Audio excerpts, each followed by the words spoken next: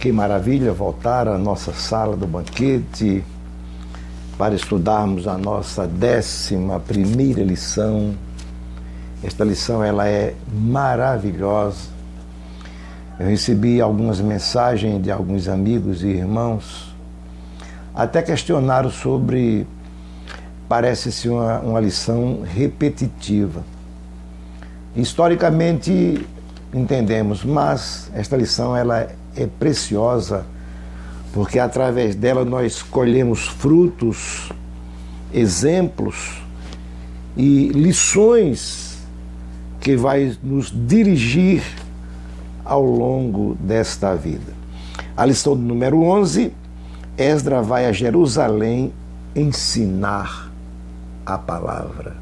E esta palavra é a palavra de Deus. O nosso texto áureo está escrito no capítulo 6 de Hebreus, da Epístola aos Hebreus, e o versículo número 5, a parte A, que diz: e provaram a boa palavra de Deus. A verdade prática diz: a palavra de Deus é semelhante a uma afiada espada, é poderosa e penetrante. O objetivo geral desta lição, ou antes a leitura bíblica em classe, está no livro de Esdras, capítulo 8, versículo 1 ao versículo 12, que nós vamos estudar. E o objetivo geral dessa lição é mostrar a eficácia da palavra de Deus. A palavra de Deus ela é viva e eficaz. Ela é poderosa. Ela traz resultados nas nossas vidas. A nossa introdução, nós devemos, com muito amor, estudar esta lição. Antes de focarmos na história, nos personagens, na viagem de regresso à sua terra, o que fizeram, em primeiro lugar devemos fazer uma reflexão e ver como Deus age de forma precisa e ordeira para fazer cumprir a sua palavra. Isso é de suma importância. Porque se a gente olhar apenas para a história, para o conteúdo histórico, as coisas que aconteceram, é maravilhoso. A história bíblica, a cultura é maravilhosa. Mas o objetivo desta lição é trazer para nós lições de vidas. E veja bem que o povo de Deus tinha se desviado dos ensinos das Sagradas Escrituras. Eles andavam segundo os costumes pagãos. Não davam mais ouvido às palavras dos verdadeiros profetas, porque existiam aqueles profetas maus, falsos. Por exemplo, Jeremias, eles não queriam dar, ele preferia ouvir os falsos. Deus, na sua misericórdia, pediu, ou seja, permitiu que o seu povo fosse levado ao cativeiro por Nabucodonosor, onde todos iriam passar por 70 anos de cativeiro. Então, dentro do cronograma divino, a seu tempo, o rei Ciro, de quem o chamou de meu ungido, venceu a Babilônia e deu os primeiros passos em cumprimento da palavra falada por Jeremias.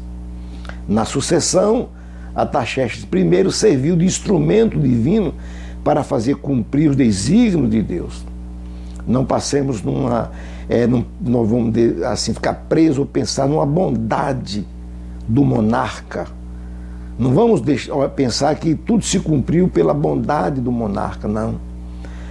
Provérbios capítulo 21, versículo 1, está escrito que, como ribeiros de águas, assim é o coração do rei na mão do Senhor, que o inclina a todo o seu querer.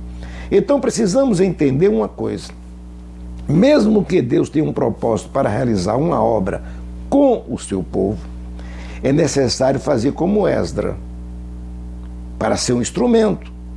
Não ficar de braços cruzados esperando que as coisas aconteçam por si só.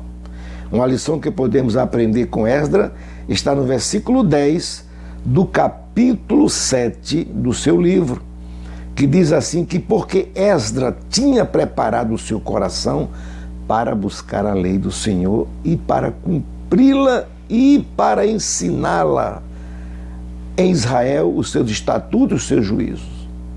Veja bem que ele tinha preparado o seu coração para buscar. Não se busca a palavra, o conhecimento com o coração cheio de mágoa, de mal-estar, porque hoje vivemos num mundo de queixumes. Todo mundo se queixa do vizinho, do prefeito, do governador, do senador, do presidente, do STF, dos legislativos, do judiciário, dos pastores. Mas Tiago disse uma coisa: não queixai-vos um dos outros, não queixei-vos um dos outros, para que não sejais condenado. Então hoje o homem, Jeremias falando em Malaquias, na sua lamentação, dizendo: de que se queixa, pois, o homem vivente?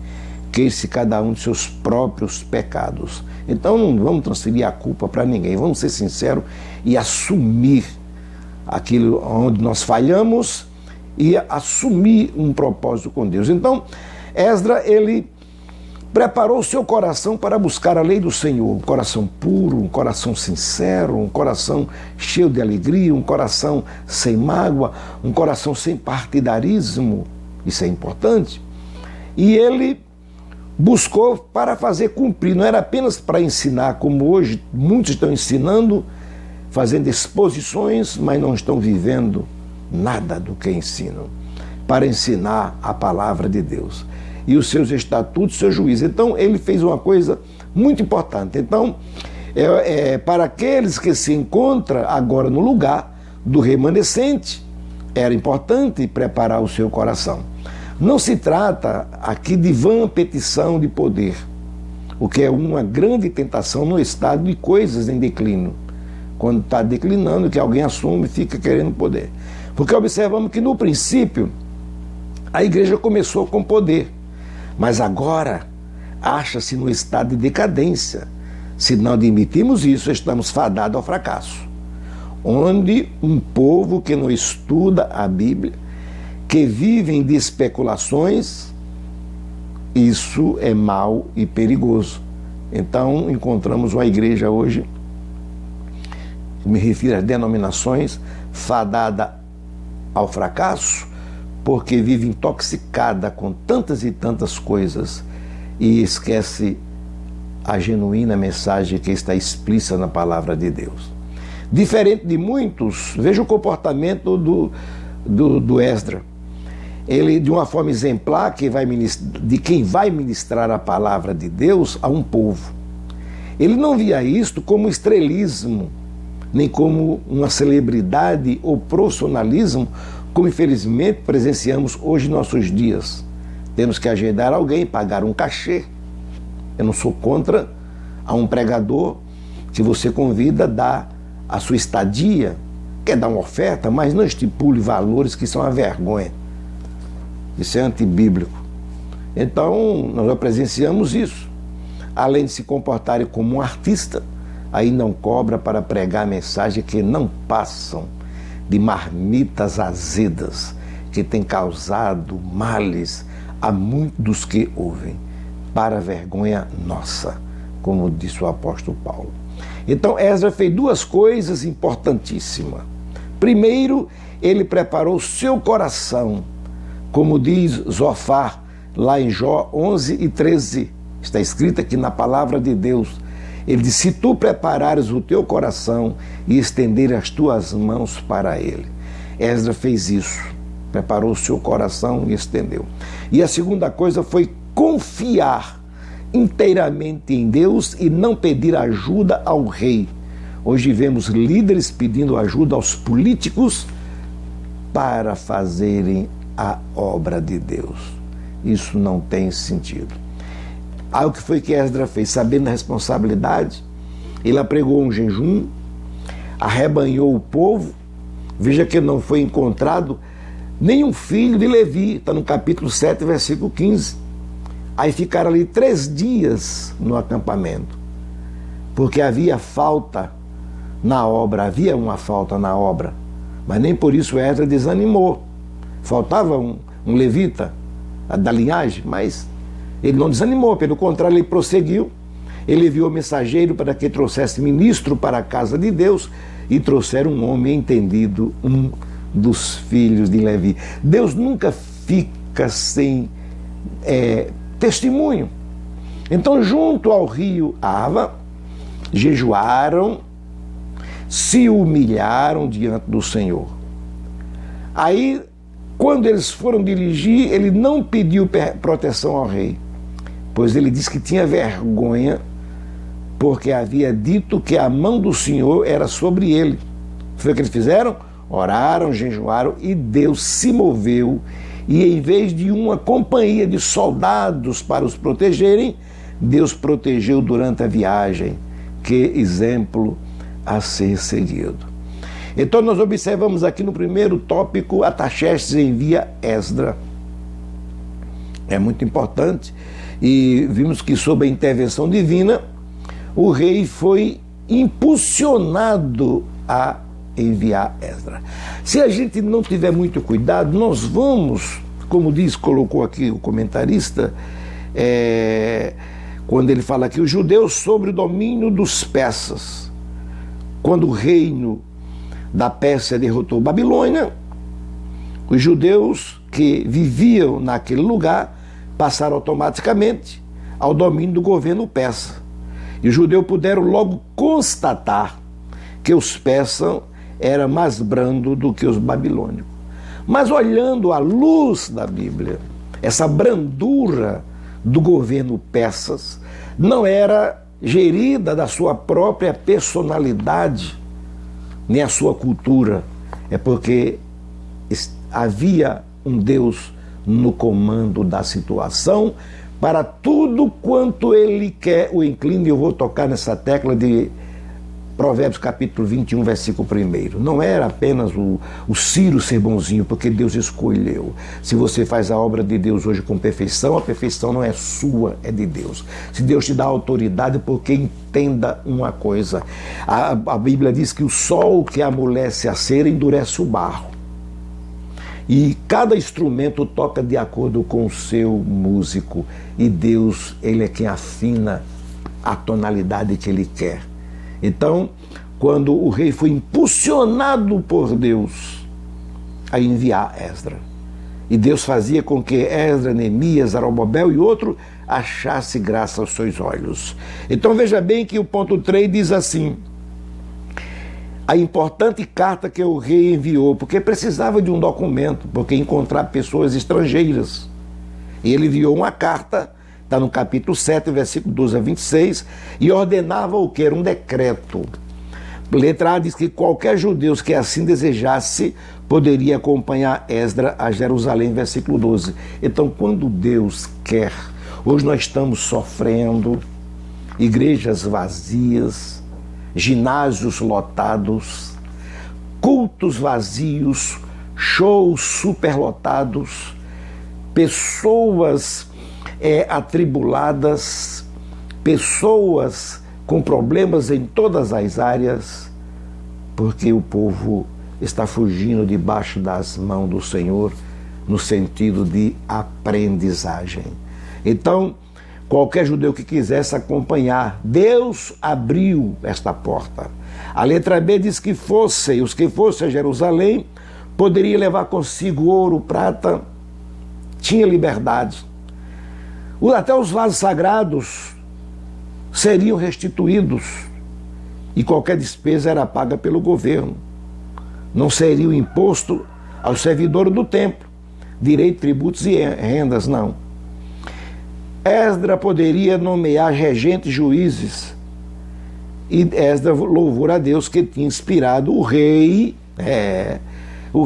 a fazer tudo isso. Então, essa ação do rei enviar Esdras não foi a bondade do monarca, mas a ação divina de Deus. Então Deus pode fazer comigo e com você nos dias atuais.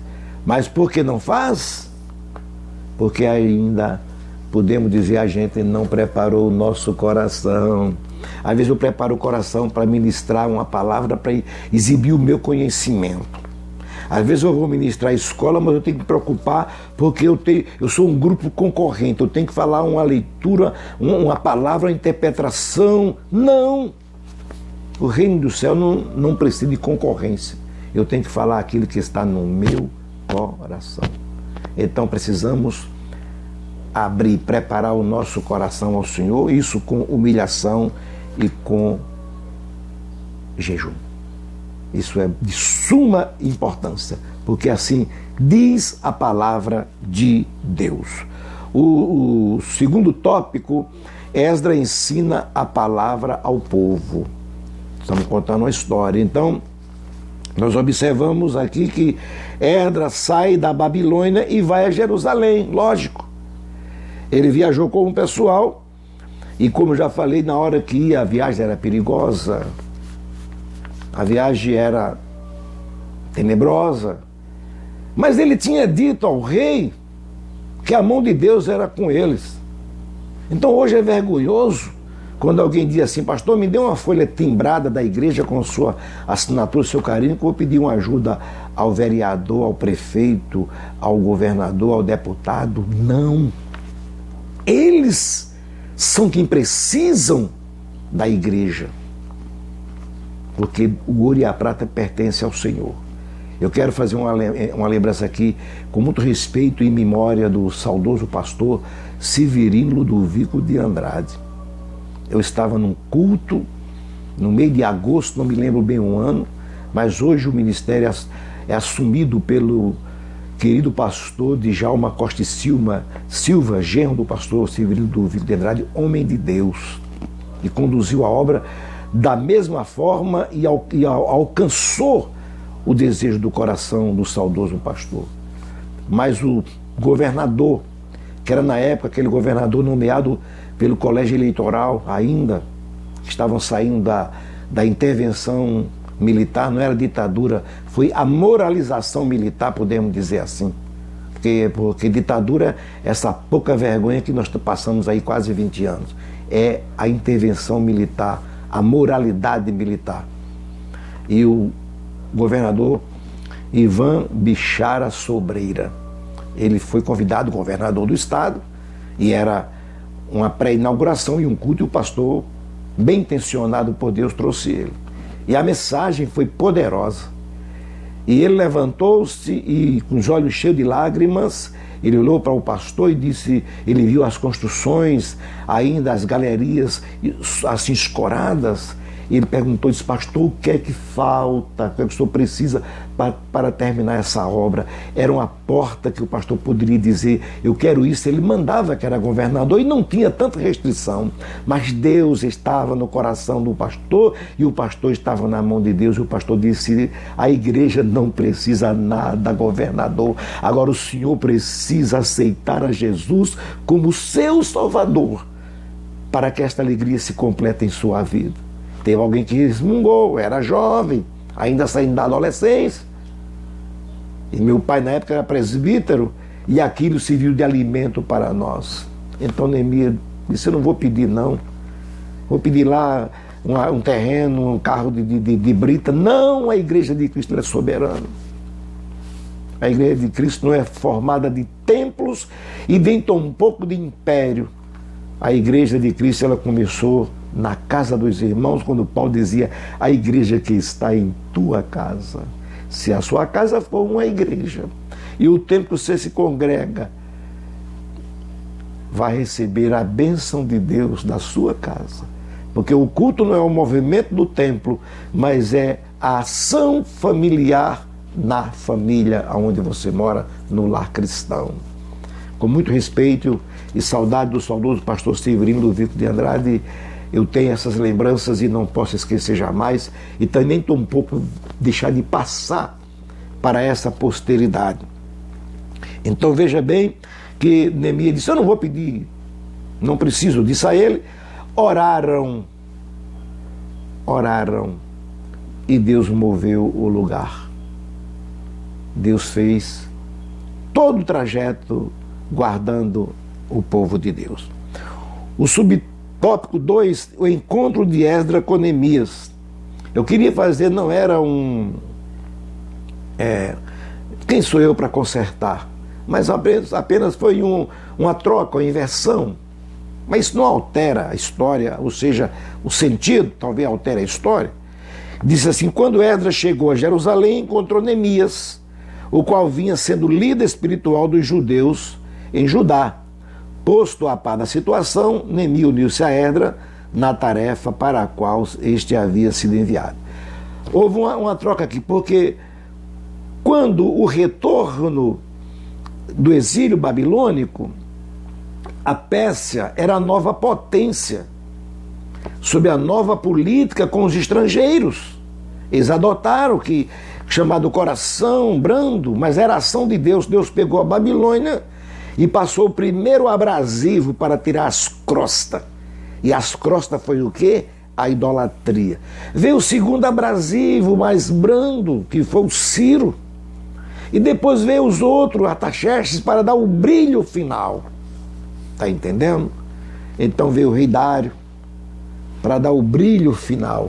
Então é como se fosse um polimento de um granito ou um polimento de uma peça metálica. Passa primeiro aquela fricção de instrumento para tirar todas as crostas. É uma madeira, tira a desempenadeira, os nós. Depois vem aquela segunda, terceira, para dar o outro polimento. Então Deus foi fazendo isso paulatinamente, segundo o seu querer. É tanto que os judeus voltaram para sua terra e não são mais idólatras. Eles foram lapidados da idolatrias. Então Deus, ele é todo poderoso. Então teve três, quando a nova política, então as pessoas capturadas, que já na segunda gestão, já depois de Ciro, começar por Ciro, tiveram permissão de voltar às suas terras. E Deus fazia achar graça, como foi Neemias diante do rei. Você está triste por quê?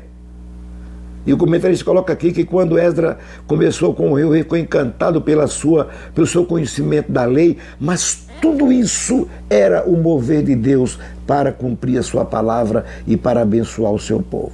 Então, o povo de Judá voltou em 3 grupos e alguns de Israel voltaram em 3 grupos. No ano 538 a.C., sob o comando de Zorobabel, ele voltou com 50.000 pessoas. Vieram para reconstruir o templo, foi interrompido, mas com muita luta eles concluíram. A segunda foi no ano 458 a.C., já no comando de Esdras. Ele veio com 12.000 homens e suas famílias para estabelecer o culto a Deus, a palavra. Preparou tudo, agora a palavra.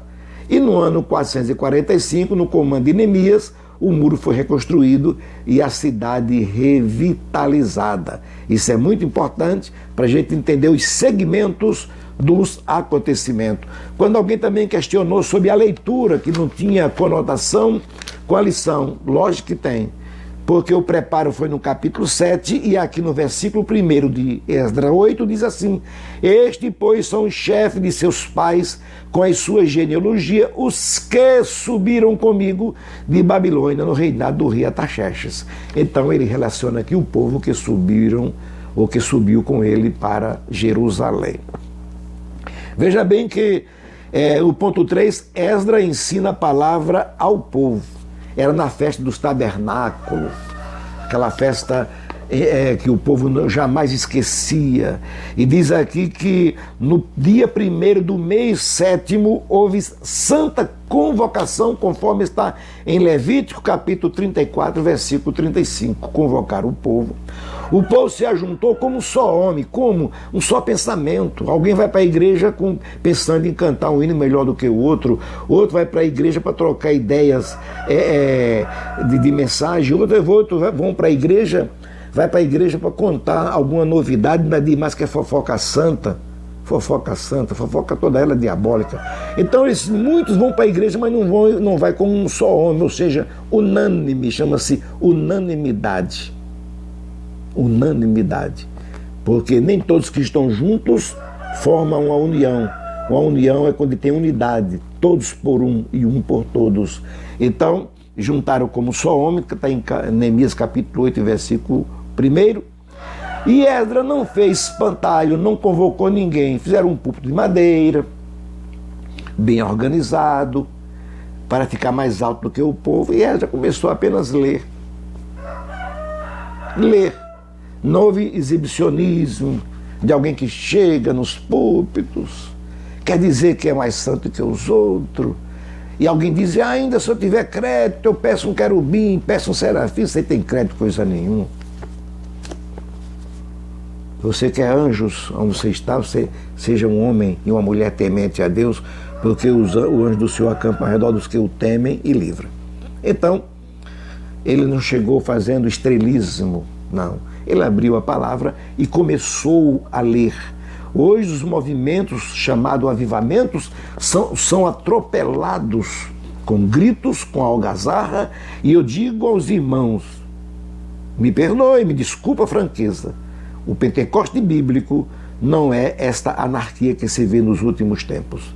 Gritarias, desdobramentos, misticismo, ocultismo, onde os espíritos de adivinhações têm se infiltrado no meio do povo de Deus. Precisamos abrir novamente a nossa Bíblia como só homem e estudá-la para que ela possa tirar do nosso meio esse tipo de parasitas que tem atrofiado o andamento da obra do Senhor. Então veja bem que eles começaram, Esdras começou a ler e o povo começou a ouvir ao romper da alva até meio-dia. O culto hoje não pode. Se canta a noite toda. Tem um show em tal ginásio, quadra de esportes, etc. Canta a noite toda, vai pela madrugada. Mas se o culto passar das 2 horas, alguém está já olhando para o relógio, apontando. É um povo que está fadado a perecer na caminhada. Estão rodeando no deserto da hipocrisia, da intolerância, do misticismo, das denominações, dos conflitos teológicos. Precisamos se acordar enquanto é tempo para a santa aplicação da palavra de Deus. E diz aqui o ponto 4, que o ensino foi maravilhoso, que o povo começou a ouvir, e não era emocionalismo, não. Era uma reflexão de uma vida pecaminosa, e agora estavam sendo restaurados. Porque a palavra de Deus, ela vem como uma espada, ela vem como uma água, ela vem como um martelo, ela vem fazendo um trabalho interior no homem, desmontando e tirando todas as coisas que estão contaminadas na mente humana, e começa a sentir a presença de Deus.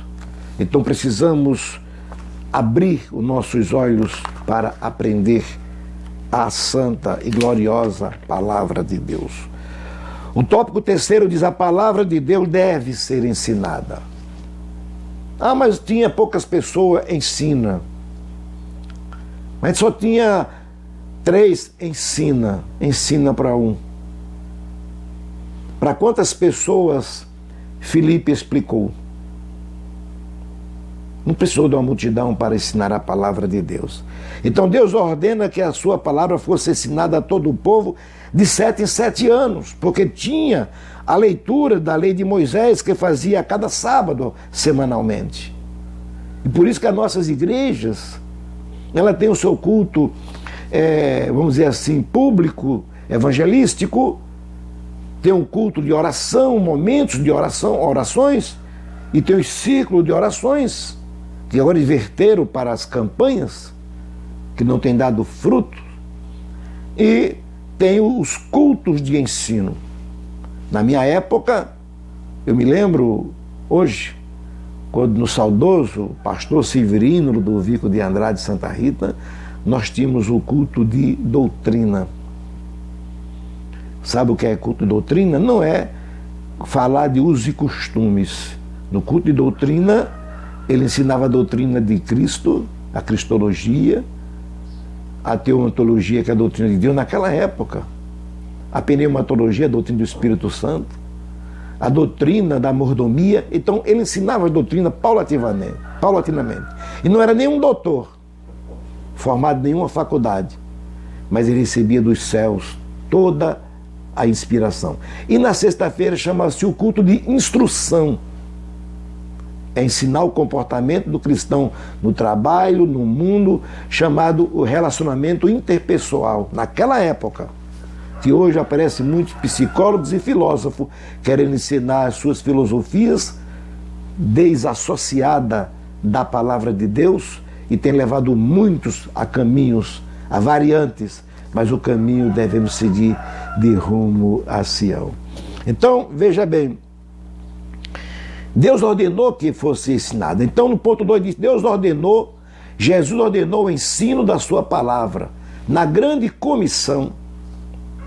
Mateus 28, 19, alguém, você convida para pregar, e diz, pastor, é para pregar ou para ensinar? Oh, meu irmão, se você prega sem ensinar, então pare de pregar.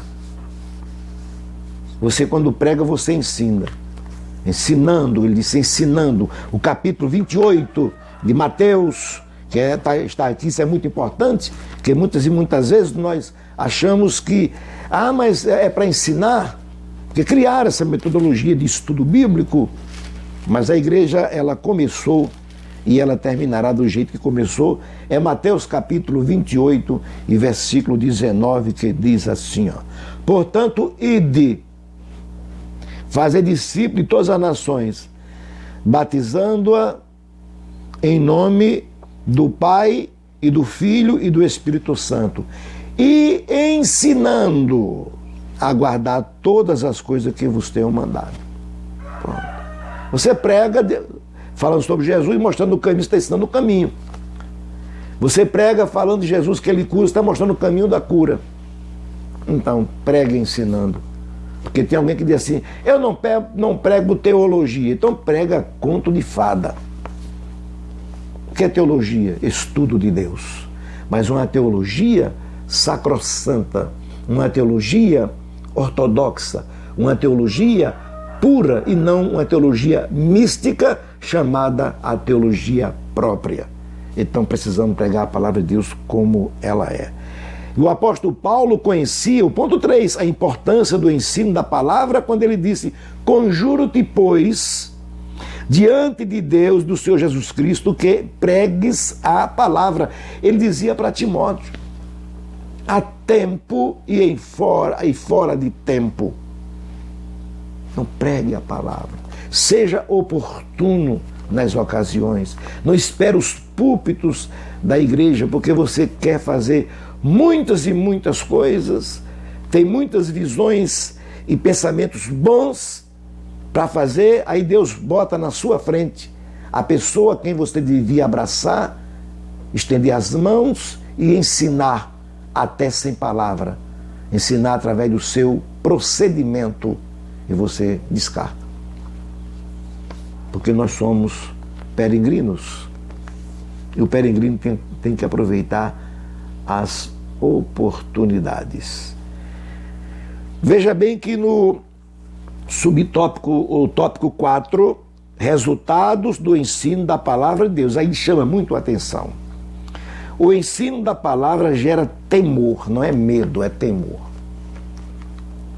O temor é que faz você não... Tem gente que diz, fala tanta coisa, mas não tem temor de maquinar o mal, não tem temor de negar o perdão, não tem temor de guardar mágoa, não tem temor de querer fazer que as coisas aconteçam da sua forma. Uma vez a minha esposa falou uma coisa muito importante, a irmã Beth, na escola dominical. Ela era superintendente e ela disse que todos podem ter visão na obra de Deus, mas a direção é do anjo da igreja. Ela não falou isso, não é porque é minha esposa, mas é o certo. Então, a palavra de Deus gera temor. Quando alguém diz assim, eu não concordo com isso, é falta de temor. Por isso tem muitas pessoas desertadas, sem respaldo social, moral, espiritual e bíblico no meio da sociedade. Não tem argumento. Então, veja bem que ele fala aqui que o ensino gera temor. Deus falou, ajunta-me o povo e os farei ouvir a minha palavra, para que me temam todos os dias que na terra viverem. Está em Deuteronômio capítulo 4, versículo 10. E aí no capítulo 8, versículo 6 diz, guarda os mandamentos do Senhor para o temer. Está entendendo? Temer. Davi era um homem temente. Pecava, temia, se arrependia e Deus perdoou e foi chamado homem segundo o seu coração. É o inverso do rei Saul, que também teve todas as oportunidades e mais pela falta de temor. Temor não é medo. Às vezes nós temos medo e o temor é uma coisa, é respeito, é reverência, é reconhecimento da soberania de Deus. E medo é saber apenas que Ele é o Deus que pune. Não.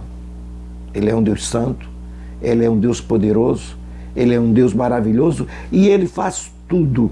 Quando Moisés não queria assim entender, ele disse, Moisés, eu sou um Deus terrível. Eu mato, eu firo.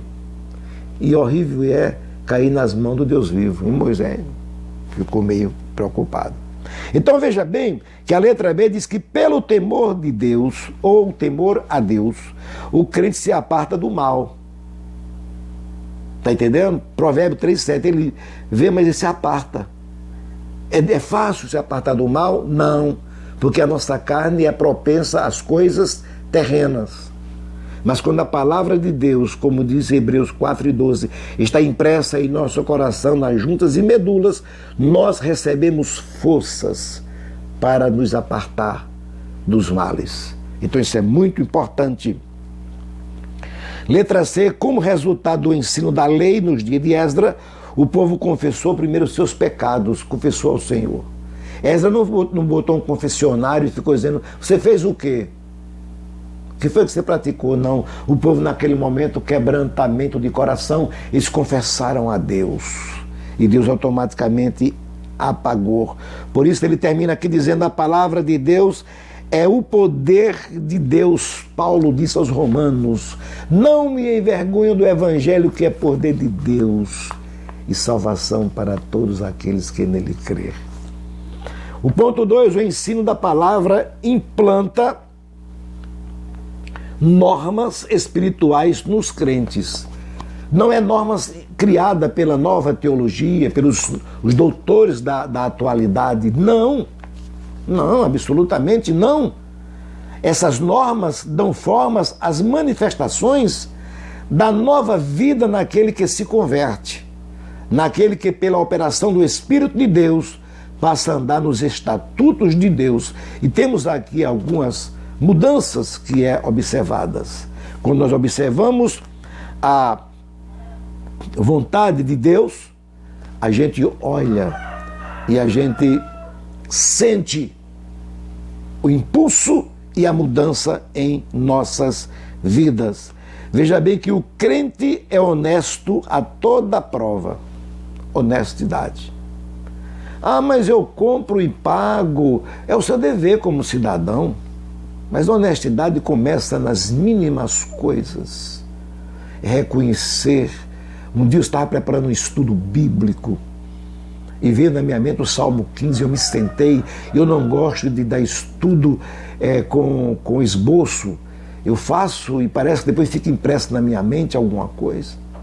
E quando eu coloquei que, Senhor, quem subirá ao teu santo monte e tal, e vi a palavra, aquele que anda em sinceridade, eu, ops. Sinceridade é comprar e pagar, é respeitar pai, respeitar mãe, respeitar filho, respeitar esposa, respeitar as autoridades, respeitar. Então, quando eu terminei, queria passar a régua, aí o Espírito Santo de Deus falou, disse, para aí, não é isso somente não. Isso aí é dever de todo homem, de todo cidadão sincero. Então, mas Senhor, o que é andar em sinceridade? É aquele que tem a coragem de confessar os seus pecados a Deus. Está entendendo? Dizer, Senhor, eu pequei diante do Senhor. É como o publicano disse, eu sou um miserável. Está entendendo? É você reconhecer que você pecou e Deus vai lá e apaga. A letra C diz assim, letra B, o crente jamais mente. O crente tem um testemunho de sua consciência no Espírito Santo de quem não mentiu. Então, falar sim, sim, não, não. Não adianta eu querer inventar uma história para me beneficiar ou defender o Evangelho. O Evangelho, hoje tem dia assim, defesa do Evangelho. Quem disse defesa do Evangelho? Ele é quem me defende. A minha filha, um dia desse, ele falou uma palavra linda, já aquelas pérolas. Ela disse, eu não sou dona da verdade. A minha filha Evelyn, que Deus abençoe aonde ele estiver agora. Ela disse, eu não sou dona da verdade, eu fui comprada pela verdade. Só Deus que pode dar esse tesouro, essas pérolas que está no seu tesouro, como diz lá em Deuteronômio. Que Deus abre o céu e tira do seu tesouro o que Ele quer. A letra C, o crente jamais se apodera de alguma coisa que não seja dele. Fala de furtar, de enganar, porque a palavra de Deus, ela fala. Zaqueu, quando teve um encontro com Jesus, ele disse, Senhor, se eu tenho defraudado alguém, eu restituo quadruplicadamente. E não precisou ele restituir, não, porque Deus é santo, perfeito. Só a forma que ele confessou a Deus, Deus como que diz assim, daqui para frente sua vida é outra, Zaqueu. Porque Zaqueu desceu e teve um encontro com o Senhor. A letra D diz que o crente vive uma vida moral que é exemplo de pureza. A prostituição e toda impureza nem ainda se nomeie entre vós. Então devemos nos policiar. Hoje há um espírito diabólico ensinado, não vou citar o nome dele com respeito, por um pastor, que ele fez uma conferência numa certa cidade, da família. E muitas famílias decadentes, e muitas famílias queriam se divorciar, se separar, ele deu um conselho. Eu tenho um meio termo para vocês. Vocês vão encontrar esse vídeo, talvez na internet por aí, já deve estar por aí. Não vou citar não, porque eu não quero me comprometer. Mas como o pastor e tal, ele é o terapeuta da família, ele diz, olha, junta vocês dois, aluga um meio termo. Você fica num lugar, sua esposa fica no outro, e quando der saudade um do outro, se encontra. É induzir a prostituição. Então, devemos ter muito cuidado com aquilo que estamos ouvindo e aquilo que estão se ensinando em nome da terapia da família. O único terapeuta da família chama-se Espírito Santo, Jesus e Deus. Os três. As três pessoas. Como Deus é terapeuta da família e mais ninguém. Letra E. O crente jamais dá falso testemunho de alguém. Levantar calúnia, falar mal. Não. Ponto 3 diz assim, o ensino da palavra de Deus dá conhecimento. Aí é fantástico. A igreja de Corinto foi enriquecida porque pelo ensino da palavra havia recebido conhecimento. Letra A. O conhecimento consolida a força, está lá em Provérbios, porque pelo conhecimento podemos saber que nos é dado gratuitamente por Deus. Não é, eu posso estudar, mas a sabedoria é dos céus. Pelo conhecimento da verdade podemos alcançar plena libertação. Pelo conhecimento podemos saber que Deus quer que todos os homens venham ao conhecimento da verdade. E a letra B diz, pelo conhecimento podemos saber como agradar a Deus. 2 Coríntios capítulo 5, versículo 9.